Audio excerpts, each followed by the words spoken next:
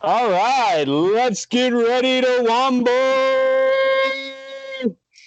And that's a Mark Schimmel joke. And if you don't get the joke, that's referring to Mark Schimmel. And if you don't get the joke already, this might not be the podcast for you. But today, I'm Fool Nelson, and I'm joined with Steve McIntyre and Hans Mahncke, and we're going to be discussing Igor Danchenko, Steele's primary subsource. And we're discussing this topic today because it just recently came out that Bill Barr declassified a document showing that Igor Danchenko, Christopher Steele's primary subsource, was under a counterintelligence investigation in the mid 2000s, and that leads to some more, I would say, controversy around the Steele dossier, the ICA. The whole entire, I guess, Crossfire Hurricane investigation and other things. So I'm going to introduce my friends here who we've been actually, I guess, I'm having on this podcast because I feel that they are two of the experts in the primary subsource world. And I guess our relationship is probably built off of what was earlier Eric Charmella, the whistleblower, but then it turned out to be that around December 9th, right when the IG report came out, we kind of linked up. We were trying to figure out who this primary subsource was. So, hey, Steve and Hans. Hi, it's nice to be together. Yeah, good Exactly. to see you. So I think what we're going to discuss mainly about this podcast is that the idea that Igor Danchenko could be a Russian agent, like the potentially what this counterintelligence investigation was about, and how that has downstream implications on the Crossfire Hurricane investigation. Do either of you want to start? So we know what happened was that the Crossfire Hurricane team, which we didn't know until last week, was aware that in December 2016, that Igor Danchenko, the primary subsource, was under a counterintelligence investigation, which I think in the Horowitz report, they only say that they figured out who the Steele subsource was in early January 2017, but it was actually December 2016. So that changes a lot of things. Steve, you want to start off with that? Yeah, the December 2016 date was important for two reasons. Most importantly, because in December they were writing the Intel Community Assessment, which was published on January 5th or 6th. It was presented to Obama on the 5th and to Trump on the 6th. And in the Intel assessment, they included Steele dossier allegations, which were leaked almost the minute the meeting ended to CNN, which released the information that the Steele dossier allegations of collusion between the Trump campaign and Russia had been included in an intelligence assessment, and that led to the BuzzFeed article of publication of the dossier on January the 10th. Huge articles in the New York Times, Washington Post, and the commencement of the resistance. So the Intel Community Assessment and the inclusion of the Steele dossier in it is, in a sense, the root of the entire Russiagate affair for the subsequent 3 years. The Senate report has a description of the preparation of the Intel assessment in December. The two FBI representatives on the committee that was preparing it were Priestap and Jonathan Moffa, both reporting directly to McCabe on it. The Intel community professionals were according to the Senate report, reluctant to include the steel material because of the questionable sourcing of it, but under pressure from McCabe and Comey, reluctantly agreed. Now, how reluctant Brennan was, anybody can, reasonable people can differ whether he had been begging to be thrown into that particular briar patch. But based on what we know, the FBI was the proponent. What you said, what you pointed out, is that we now know that Danchenko was identified in December, so they would have done their sort of looked up.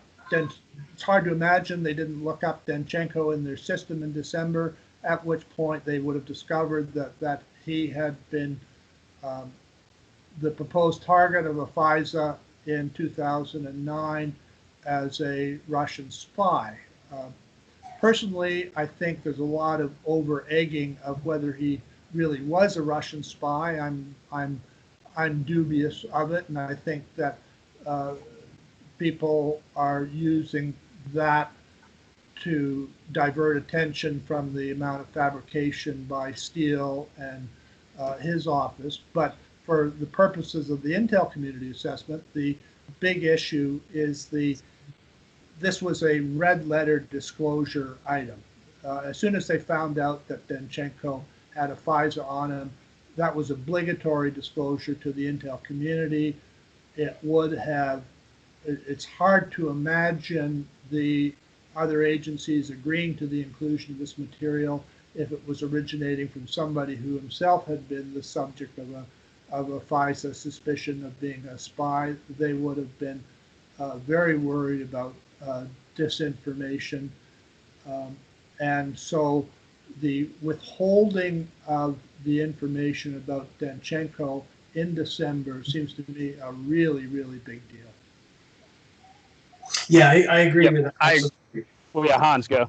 And there's more. There's probably more to it if you look at some of the other pieces of evidence we have. So, Paul, you already mentioned that Horowitz put it in January, and suddenly it happens to be in December. So, in fact, when you look at what Horowitz wrote in his report, he said that they found out who Danchenko was by January. So this is very lawyerly, by January. By January could have been, 2 years ago or whatever. So this is sort of, to me, that's subterfuge on the part of Horowitz. He was trying to cover something up. And what I think he was trying to cover up was specifically what Steve was just talking about, the fact that they already knew that this guy was who he was and that he was a suspected Russian spy a month earlier. And obviously huge red flags, as Steve describes, and huge red flags both for the FISA, which the second one hadn't even been applied for at that point, as well as for the ICA. And the fact that he was a Russian spy or suspected of being a Russian spy didn't get disclosed neither to the FISA court nor in the ICA is just huge, is absolutely huge. And I hope that's where Durham is going with things. Yeah, I agree. Like Steve says that. I mean, when I read that, I'm gonna first of all, I guess, go up to bat for Igor until we know more. But just like Carter Page, we don't know if he's actually a Russian agent. Correct? Just because you have a FISA on you doesn't mean you're actually. You actually should be a Russian agent if they do their due diligence. But with Igor, we definitely don't know that. But regardless if he was or not, if the FBI knew that in December 2016, then they should have first of all included that in the ICA, like Steve says, and immediately disqualified the Carter Page FISA. But what I'm also sort of weary of is how much Horowitz could know, because I'm not sure about the people in the Crossfire Hurricane investigation who actually knew about Igor's in December 2016 about Igor's counterintelligence investigation. It could be that the 7th floor was blocking that. It could be other things. So I mean, there's more to hammer down on there. No, that's true. And Horowitz, we know from the footnote that AG Barr unredacted the other day that Horowitz had put in his report, to his credit, that Danchenko was suspected of being a Russian spy. That's in the report. I think that's footnote 334, 334, one of those. 334. 334. So that's in there. Now that footnote later on got redacted by, I guess going through the process. And so we didn't find out until the other day when AG Barr unredacted it. The way it's phrased, I think Horowitz or his people expected it not to be redacted because they got the his/her, and they hid all the details in that sentence that was eventually redacted. So in Horowitz's defense, or if we give him the benefit of that, he might have wanted that to come out, that we'd have known back in 2019 that Danchenko was suspected of being a Russian spy. So it might have been someone else who redacted that thing. That's entirely possible. Also, I'm not positive if Horowitz knew when Crossfire Hurricane knew that he was under a counterintelligence investigation. He just knew that he was. I'm not sure in that footnote that he knew when the FBI knew it. But that's not just the Crossfire Hurricane at that point. It's the people the people who are doing the ICA. I mean, you're at this point dealing with a variety of people that are supposed to be absolutely pro-intelligence analysts. And so the fact that they didn't know that Danchenko had this previous background check, I mean, that just seems like sort of ordinary due diligence on somebody who is being a source for a absolutely blockbuster explosive allegation. And so if they didn't check out if they didn't even look up his name in the FBI records, it's hard to believe. Or if his name didn't turn up in the FBI records, it's hard to believe.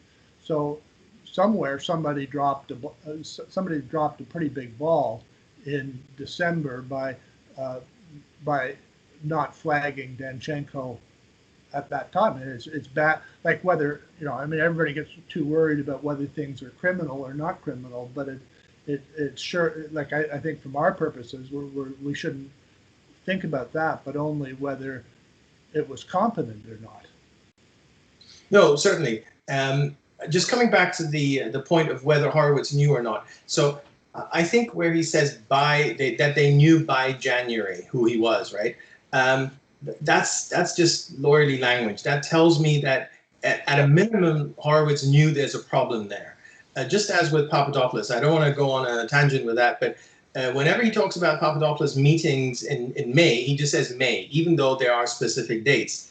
But those dates are in dispute, so he doesn't want to give it away, so Horowitz just sort of says in May. And here, we know it's in December, but he says by January. So I'd say at a minimum, Horowitz knew that there's some sort of issue here in terms of when they found out about Danchenko. Okay, yep. Two things there on Horowitz. First of all, the redactions have really been shameful, and there's been no purpose in most of these redactions other than to conceal misconduct or conceal incompetence. And in the case of the redaction of footnote 334, that's a two-stage concealment because it was partially unredacted in March or April, and there's certainly what was left in gave no clue as to the sort of the bombshell that was continued to be redacted. Now, against Horowitz, I mean, he had a list of 17 errors or omissions that were, he thought, problems with in the FISA report. Well, I mean, the omission of the prior Danchenko history and FISA application, I mean that would be in the top 2 of the 17. So he should have had that in his summary list of big errors and omissions. And his failure to include that in his summary, or his failure to highlight that as a big issue. I mean, that's on Horowitz. That's a good point. He also, but the other thing is that with, first of all, these are both redacted, that Danchenko was under this counterintelligence investigation, but also that he wasn't Russian based. And these two things are big things that are left out on his inaccuracies. So I don't know if that's because that those are still redacted or classified. I don't know if it can, because there's nothing classified or redacted in his conclusions. I'm wondering if he can only make conclusions of what he has that is unclassified or not, because those two things are big glaring omissions, I guess. Well, he could have put it, I mean, he could have put it in his conclusions and then redacted it. Yeah. Well, yeah. So the fact that this absolute bombshell, and it's probably the biggest bombshell out of the whole thing, is in a footnote, sort of tells you it was never going to be in any of the conclusions about Igor being a suspected Russian spy. So he drops, but Horowitz does that a few times, where he drops something really big in a footnote, and some of them were redacted and some were not, and this one obviously was. But I kind of read Horowitz as being one of these guys who, you know, he's the IG, he's not supposed to blow everything up and destroy everything and burn everything down. So he kind of played it carefully with a number of things. Some of them we've discussed on Twitter over the past year. And I think this is one of them, where he wanted to throw out something for all of us to kind of soak up and process, but he didn't want to make it sort of the centerpiece. So he does give us these nuggets, and I think this is one of those nuggets. I think he didn't expect that a particular footnote to be redacted. Again, if you read the unredacted footnote, it was carefully written in a way that conceals names and identities and all that kind of stuff. So I think Horowitz wanted to have it there, and it's just a factual statement that PSS had been suspected of being a Russian spy. I mean, there's nothing to be redacted there. There's no names, there's no locations, there's nothing there. Right. Other than, as Steve said, to save them from embarrassment. That's good. For example, I mean, look, we all read those footnotes and that section of the report back in December. I mean, if we'd seen that footnote back in December, that would have been a nuclear bomb. Yeah. And I mean, I don't. Absolutely.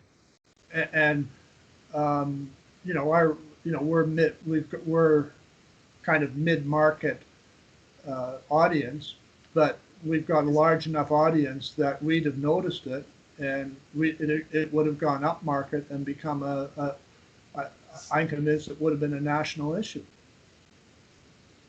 No doubt. And I mean, maybe we can kind of lead from here into why, and a lot of the focus has been on Carter Page, obviously, because they didn't tell the FISA court that that this guy was suspected of being a Russian spy. Now, regardless of whether he was or not, the fact that he was suspected of, obviously, as Steve said earlier, had to be declared. But it's not just that. It's the other thing that hasn't been reported much, and I think it would have been reported more if we'd found out in December, and it's been sort of a bit suppressed in the recent reports. But anyway, what hasn't been reported at all is the effect that this had on the intelligence community assessment, the ICA, that came out in January. Because again, that came out in January, but the fact that Danchenko was suspected of being a Russian spy, that was in December. So obviously that would have had an effect on the ICA. And maybe Steve, you want to get into the whole ICA issue, why that's so important? Yeah, well, I guess we go through the ICA. I mean, we start, again, that was what originated the whole resistance. The New York, as soon as it came out, it was front page on the New York Times. Scott Shane's article said, life is never going to be the same for Trump, which is true.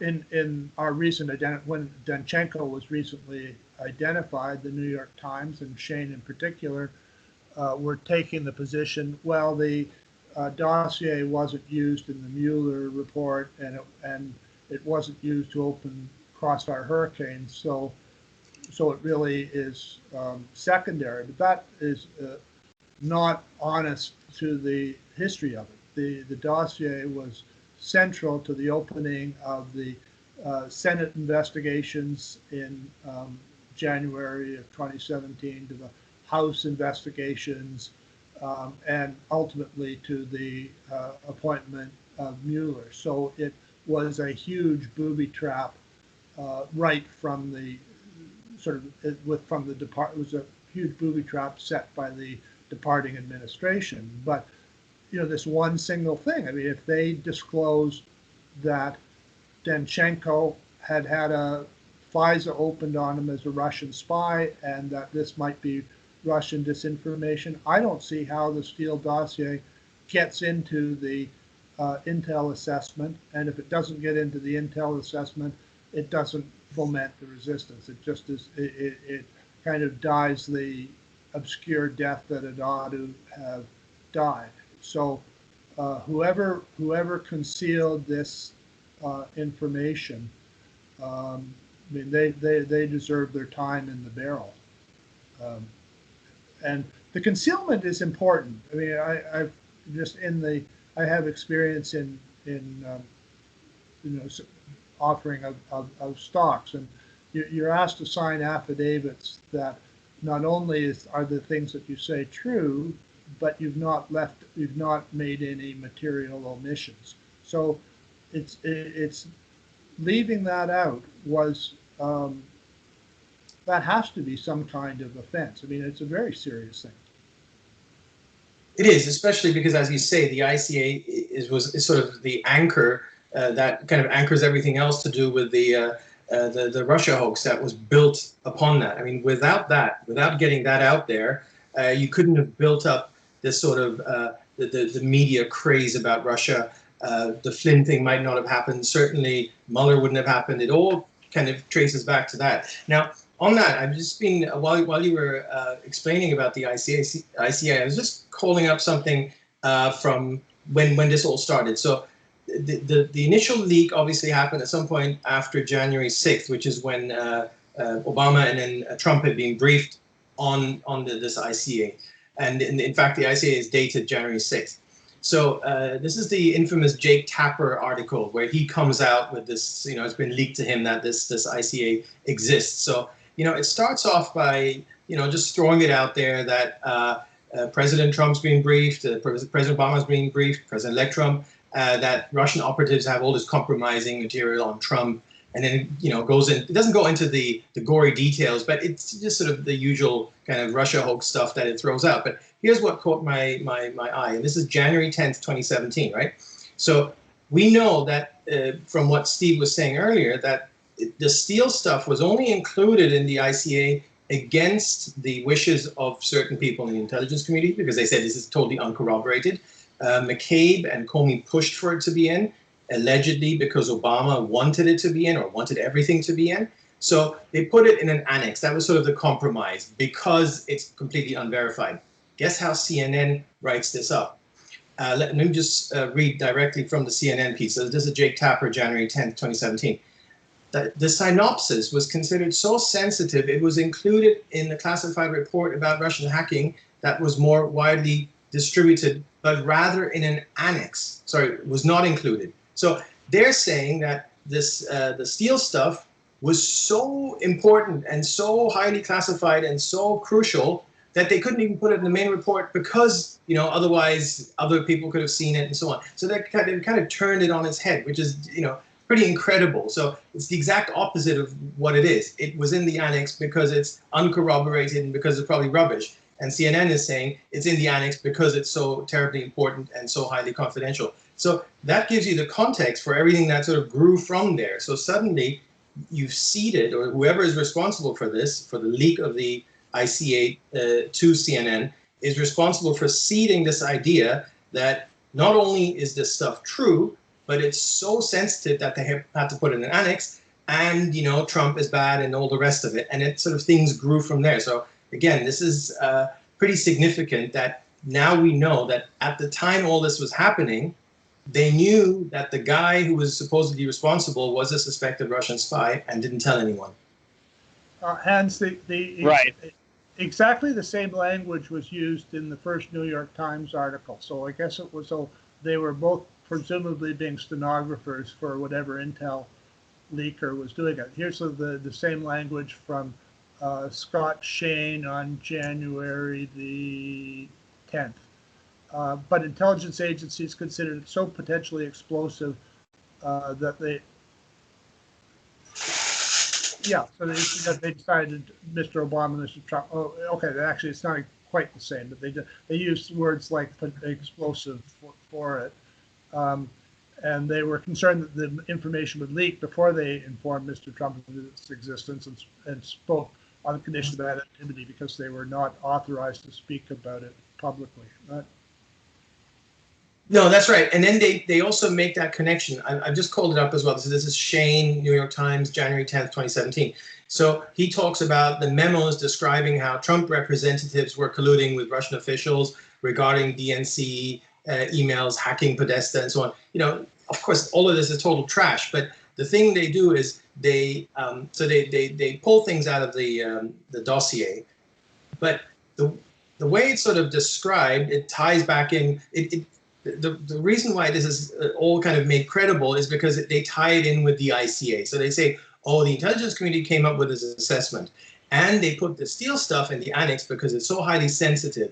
And the Steele stuff is, and then they come out with all this garbage. So this is very carefully crafted, and this is why the three of us and a few others have been saying for a while that the ICA is key. That's sort of the anchor to everything that happened after that. That was done deliberately.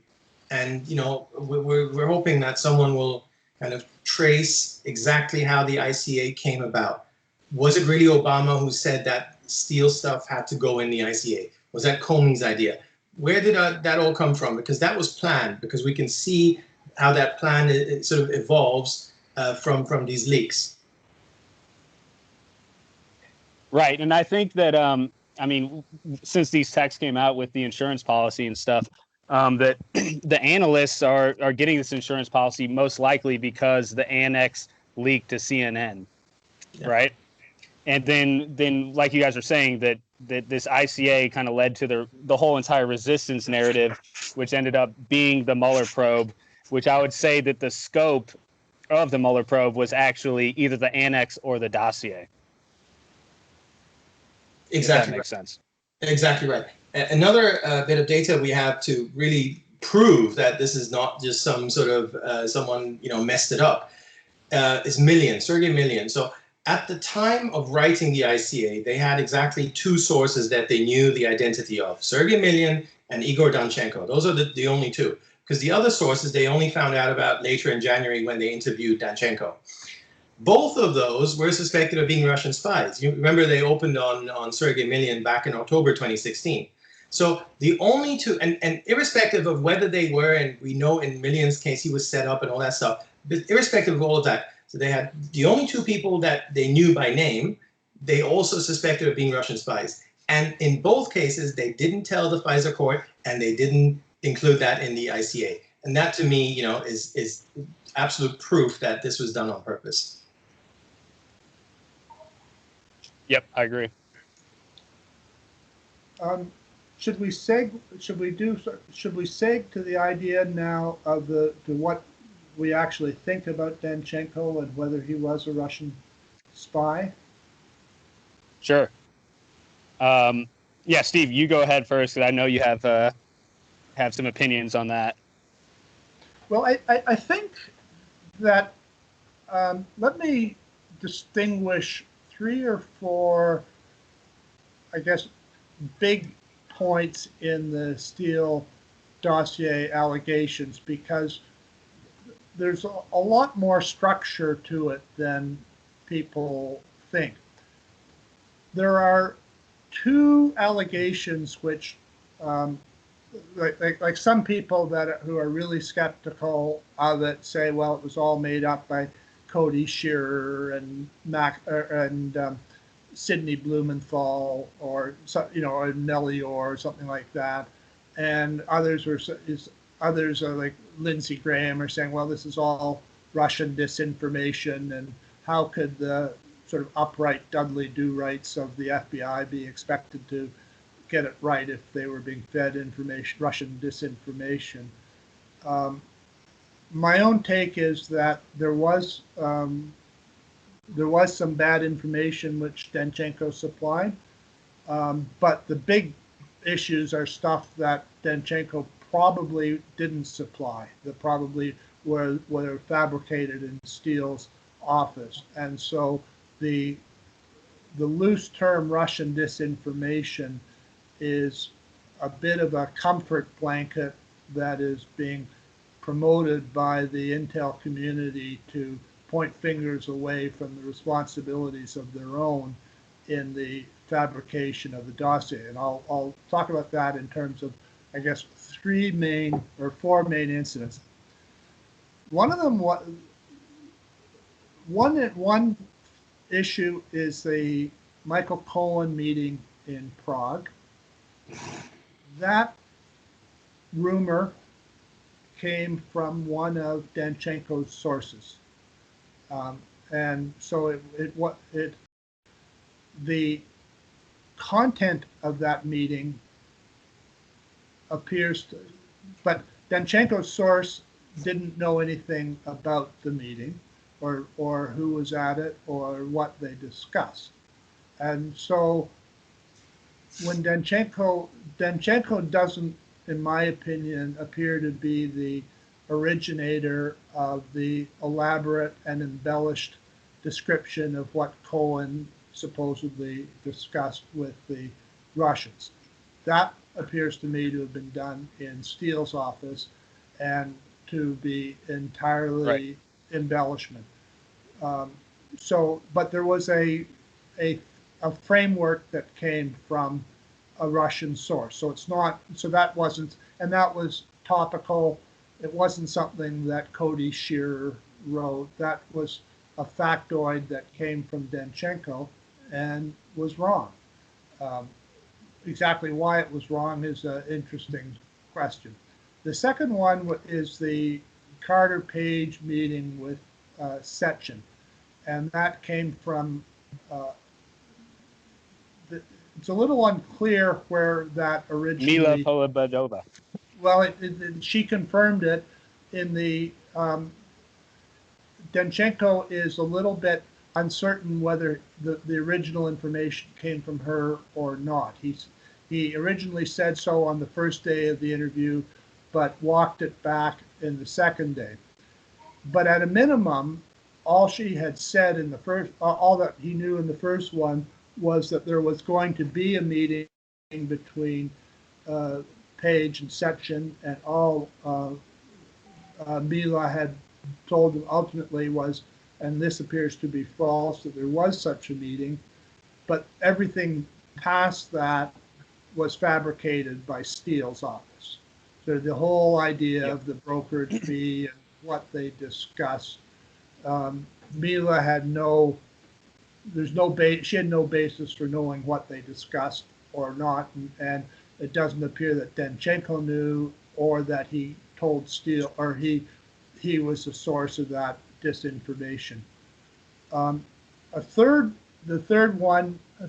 incident, which I think is also revealing in terms of the structure, is the fee tape story. And in that case, starting from Danchenko, it was an internet rumor that was going around. He talked to Ivan Vorontsov, who is a very, shall we say, colorful character, asked him to try to run it down, and Vorontsov told Danchenko, well, it's just a story, and but you can ask the people at the hotel. And Danchenko then went to ask the people at the hotel, and they said, well, things happen. But they certainly didn't. They didn't confirm it or deny it. They just stayed away from it. But in Steele's hands, this turns into a confirmation by Source D, who was somebody associated with the Trump campaign, that this was all real. So we can sort of see the story develop. Now, Steele might say in his own defense, well, we have a bit of the other dude did it. Like Steele has consistently said, well, he was relying on information from Danchenko, who had been a reliable source. But in this case, the balance of logic is surely what Danchenko's evidence was to the FBI, that he had had this story from Vorontsov. He had no confirmation. He hadn't been able to confirm it, and that the allegation was then embellished beyond imagination to a confirmed story by Steele in Steele's office, which then gets to the, I guess, what I regard as the biggest issue in the whole thing, which is the report 95, which comes immediately after the Democrat convention and the WikiLeaks drop, which said that there was this well-developed conspiracy between the Trump campaign and Russian intelligence services, and that the quid pro quo was that the Russians would hack the DNC and release it through WikiLeaks in exchange for relief on sanctions in connection with Ukraine. So it ticked off all the boxes that the Democrats wanted in one fell swoop. It's sort of like it's the if report 80 is the P-tape report, this one's the Democrat wet dream report, because it gave them everything that Robbie Mook wanted. And it was attributed to a source. It was to Sergei Millian. The source isn't named in the dossier, but is easily identified as breadcrumbs pointing to Millian. But I think the sort of one of the biggest takeaways out of the identification of Danchenko is that Danchenko never met Millian. That once Danchenko's name was identified, we contacted Millian and asked him to search his emails for anything from Danchenko. He located 2 emails, one in July 21st, seeking a meeting for him. Millian at that time was in Asia and didn't return until the 27th of July. And then another one from Danchenko on August the 18th, still trying to arrange a meeting with Millian, which and sort of asks, sort of in the way it was written, makes it very clear that they hadn't met. By this time, and Danchenko told the FBI that he had told Steele that Millian was overseas. It's redacted, but it's very clear from the context that that's what he had told Steele. The FBI was not very effective in January at pinning down exactly how Danchenko supposedly debriefed Steele on his discussions with Millian. But what we do know is that they never met and they never talked, and yet the most explosive allegations in the entire Steele dossier are attributed to Millian. So Steele at this point is now saying, well, he was given all this information from Danchenko. 15-minute phone call with Danchenko says he has this 10 to 15-minute phone call with Millian, and he basically tells him to go and meet him in New York, which we know that Danchenko went to New York in late July 2016, right? I think on the 26th or something like that, which leads me to think that which there could be evidence that Danchenko's lying. This is one of them where he thinks that he's talking to Millian, but this entire phone call could just be made up. He knew he was in New York, so maybe he wanted to say he attributed this phone call to Millian. He could say that this guy told me to come up to New York and meet him after the fact. The other thing is that we talk about, which Technofog kind of picked up on this after I did, that in this declassified, I guess, summary of the counterintelligence investigation. They note that Danchenko met with Russian intelligence officers back in 2008 or 9 or whenever that was, and the government knew that these guys were Russian intelligence officers at the embassy, but it's not clear that Danchenko knew at the time. But in the 302 or the EC with Danchenko denies ever meeting with any Russian intelligence officers, and he says at least wittingly, which Hans, you might want to pick up on that, where his lawyer kind of reemphasizes that he says that wittingly, which I'm not sure what you think that means. But I mean, there is this potential that Danchenko could be lying about either that phone call, the July meeting in New York, or that he knew that he was meeting with Russian intelligence officers in the Russian embassy in the U.S. Let me pick up on that. Steve, you can. In the interview, Danchenko does describe meeting a suspicious guy at the Russian embassy, and he talks about that, and then he said that Clifford Gaddy had advised him to stay clear of the guy, and so he did. Yeah. So I don't think, like, that didn't seem to be something that he was concealing. I don't think you can, in terms of the longer view of what Danchenko is doing, he's very clearly trying to make his way in the academic and think tank world in Washington. I don't think that he's working for Steele. He's producing. I think if he's spying for anybody, he's spying for Steele. I don't think that. That's who he's spying for. So, on the, I see Danchenko in sort of two stories here. So I completely agree with Steve that not only was he not a Russian spy in 2016, but the evidence is completely clear on that. So mind you, once we knew who his sources were and once he talked to the FBI, so this is in January, not in December, right? So in December, the FBI still thought he might be a Russian spy, suspected him of that. Okay, then a month later, they didn't tell anyone. They didn't tell the court. They didn't tell the ICA and so on. And then a month later, they interview him.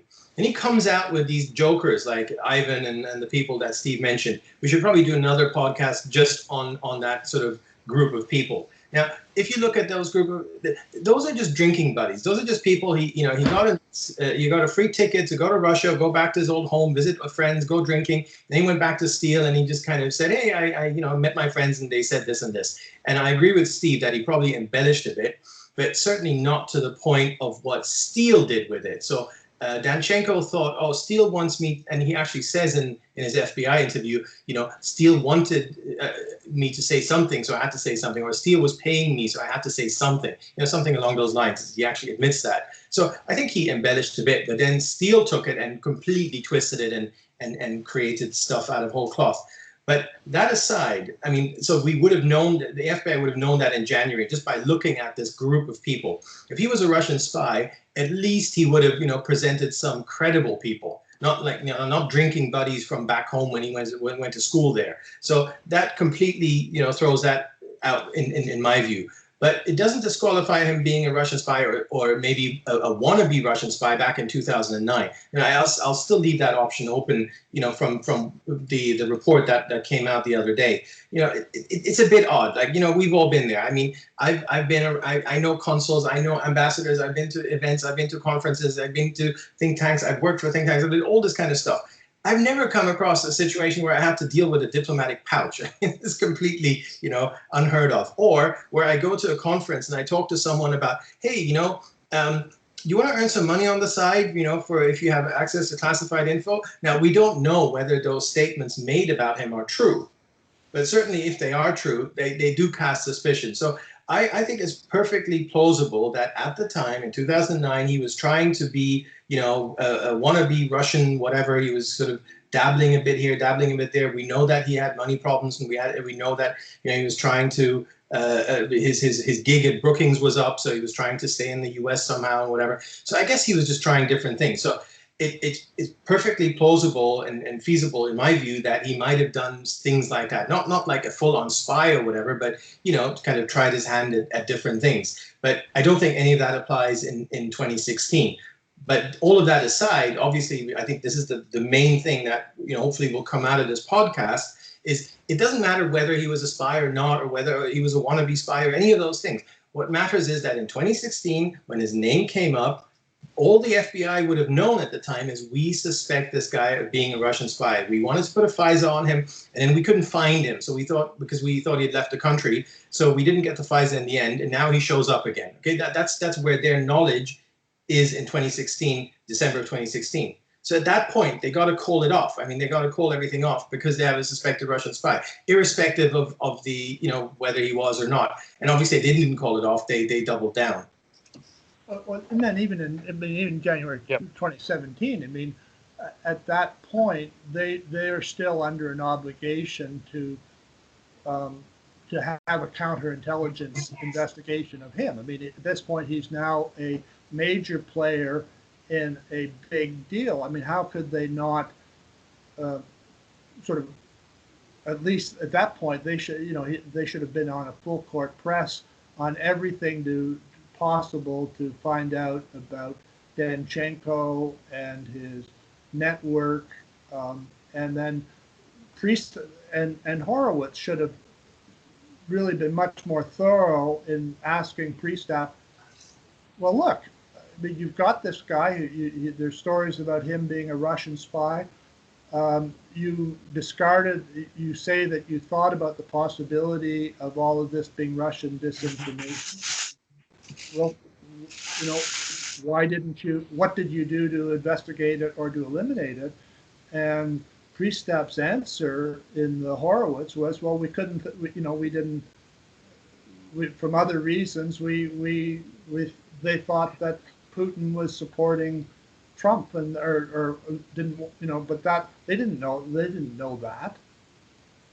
So they said they couldn't think of a reason why Putin would put bad information about Trump out. So that couldn't be Russian disinformation. It was so ludicrous and unsubtle that Horowitz again should have reamed Priestap out for just being totally incompetent as a counterintelligence guy. No, that's right. And as well, the other thing that Horowitz did in this regard, which is terrible, was he didn't ream out Laufman, right? So Laufman is the DOJ lawyer who gave Danchenko the sweetheart immunity deal. And basically the footnote in Horowitz just says, well, Laufman gave him a deal because that would have made it more likely that, Danchenko would tell them the truth, something along those lines, right? I wonder whether Horowitz followed up, and if he didn't follow up, why didn't he follow up? Because Danchenko had so many problems. He had possible immigration problems. He had that what looks like sham employment with that company. He had all kinds of issues going on.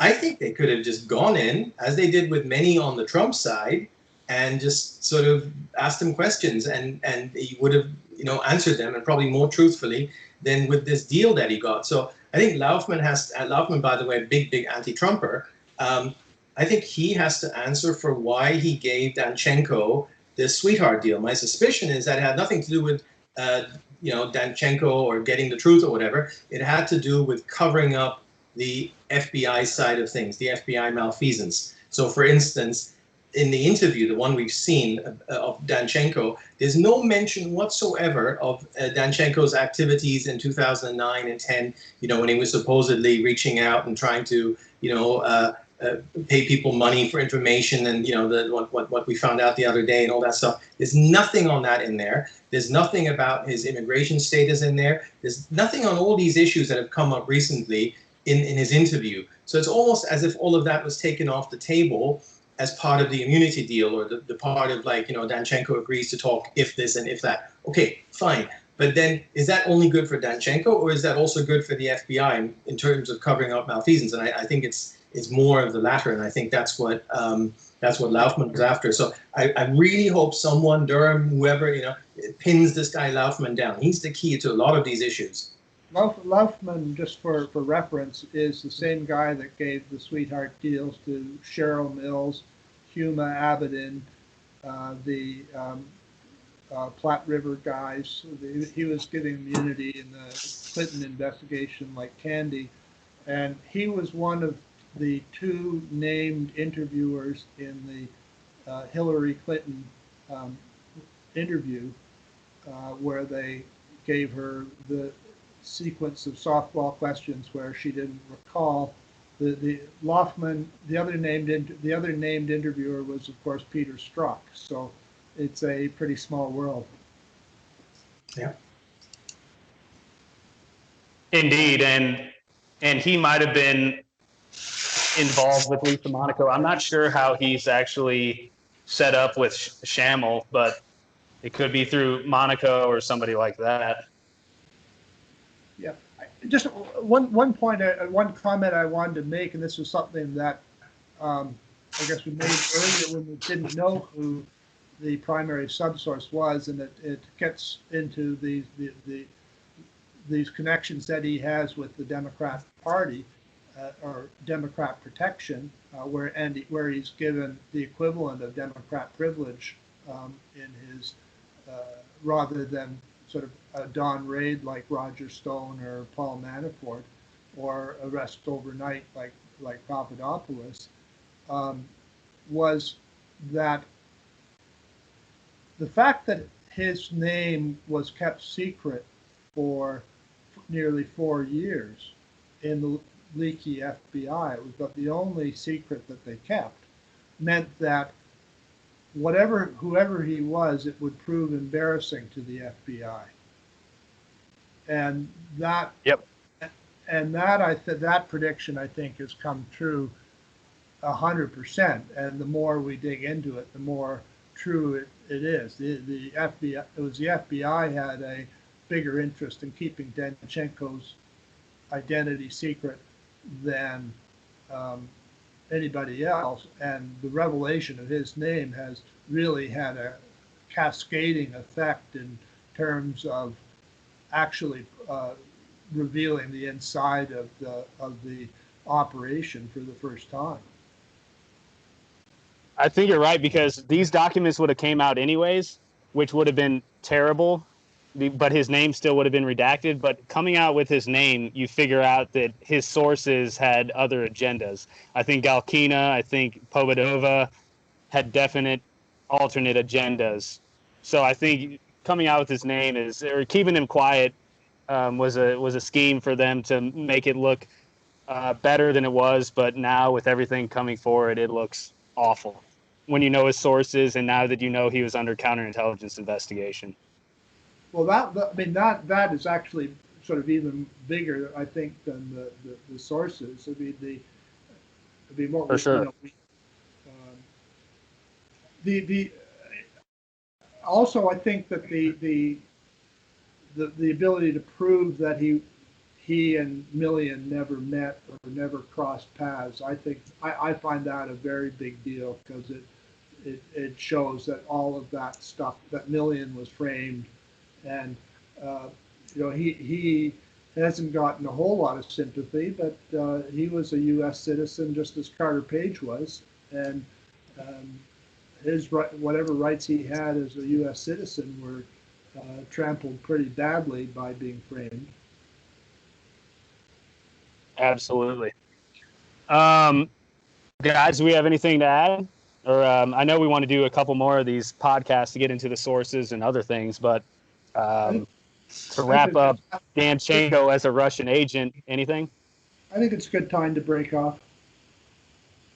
Yeah, no, I think we've covered I think we've covered the bases. I think if I could sort of sum it up in what we discussed, is that we have to really separate this idea of him actually being a Russian agent and being suspected of being a Russian agent.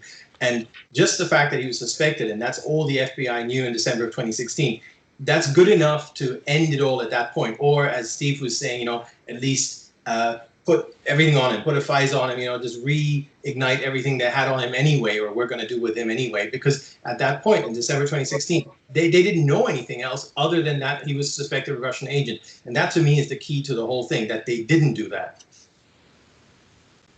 Right. I agree. Okay. Steve, anything more to add? No, this has been fun. Let's do it again. Yeah, let's do it again. Yeah, absolutely.